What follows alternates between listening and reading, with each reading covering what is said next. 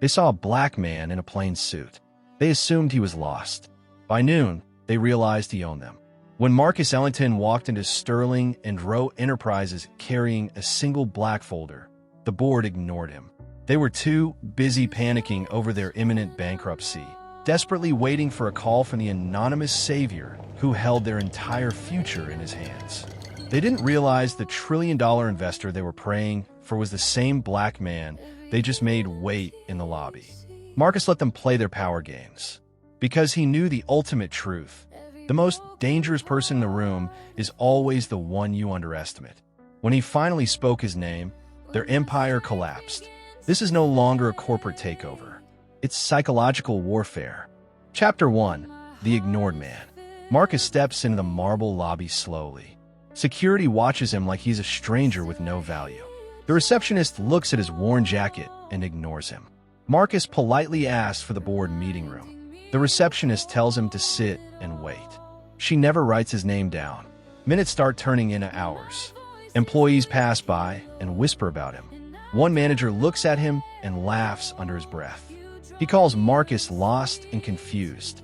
Marcus does not react. He simply sits down and opens his black folder.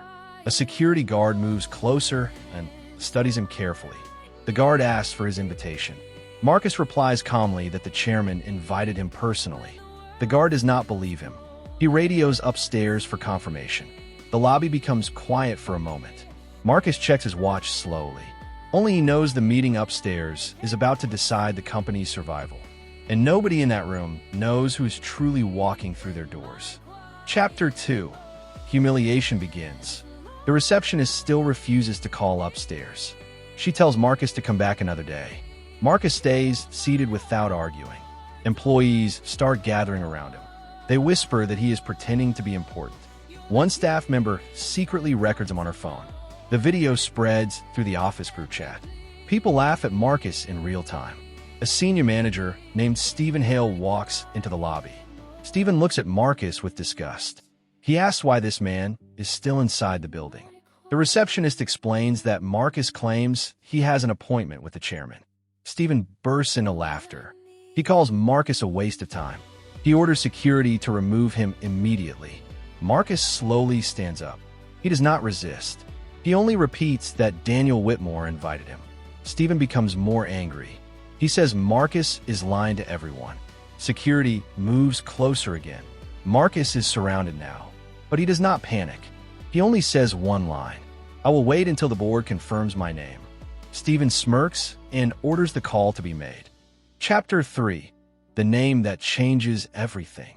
The receptionist finally dials the board office. Her hand shakes as she speaks. The entire lobby goes silent. She listens carefully.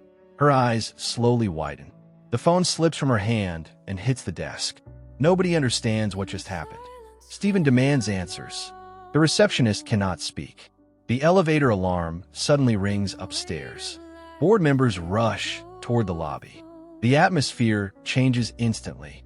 Daniel Whitmore, the company chairman, steps out first. His face is serious and tense. He ignores everyone else and walks straight toward Marcus. Every employee freezes in shock. Stephen steps back in confusion. Daniel Whitmore stops in front of Marcus. He bows his head slightly. Then he speaks loudly for everyone to hear. "Mr. Ellington, we have been expecting you." The lobby falls completely silent. And in that moment, everything inside Sterling Rowe begins to change forever. Chapter 4: The Power Shift. Stephen Hale looks completely shocked. He cannot understand what is happening. The receptionist steps backward in fear. Employees stop recording and lower their phones.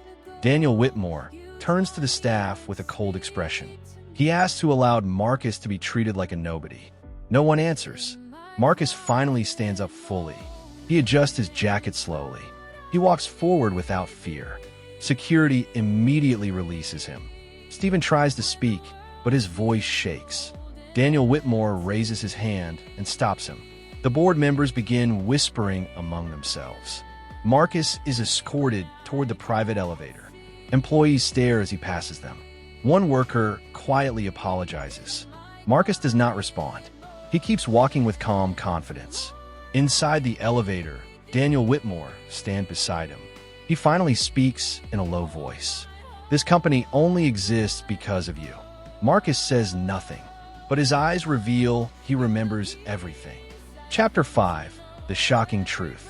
The boardroom doors close behind them. Stephen is not allowed inside. The executives sit in silence. Daniel Whitmore places a file on the table. He explains the truth slowly. Marcus Ellington is not just an investor. He is the original founder of the company's first funding group. Years ago, he built the foundation that saved Sterling and Rowe from collapse. Then he disappeared after a personal tragedy. The company forgot him over time, but his ownership was never removed. Marcus still holds controlling rights in hidden shares. The room becomes deadly silent. One board member drops his pen in shock. Another starts sweating heavily. Stephen finally understands and looks terrified. Marcus opens his black folder calmly. Inside is a legal document nobody expected, a full ownership review, and a silent takeover clause. The balance of power has just changed completely, and the people who laughed at him now cannot even speak. Chapter 6. Total Takeover. The boardroom feels colder than before. No one speaks for several seconds. Marcus sits at the head of the table quietly. Stephen Hale stands near the wall, sweating. Daniel Whitmore watches Marcus closely. Marcus finally opens the second document in the folder. It is a verified ownership confirmation. The company lawyers begin to panic. One of them checks the document twice. It is real. Marcus has controlling authority over Sterling and Rowe. Stephen tries to interrupt the meeting. Marcus raises his hand slightly. Stephen immediately stops talking. For the first time, Stephen looks powerless. Marcus speaks calmly. He says he does not want revenge. The room becomes confused. Marcus continues. He says he wants respect for every employee. He demands new leadership rules. He orders full restructuring of management. He removes Stephen from his position immediately. Security escorts Stephen out of the boardroom. Stephen tries to argue, but no one listens. The same man they mocked is now in full control. Ending, justice and legacy. Days later, the company changes completely. Employees are called for a full meeting. Marcus stands at the front of the hall. He speaks calmly but firmly. He announces new rules for fairness and respect. No employee is ignored again. No visitor is judged by appearance. The receptionist publicly apologizes. Marcus accepts her apology quietly, but he refuses to forgive the abuse from leadership. The company begins rebuilding from the inside. Morales Loli Rizes. The business starts growing again. Investors return with confidence. Months later, Sterling and Rowe become stronger than ever. Marcus is no longer just the ignored man in the lobby. He is the man who rebuilt everything from silence and disrespect. And everyone finally learns one powerful truth. Never judge power by appearance, because the person you ignore today might be the one holding your entire future tomorrow.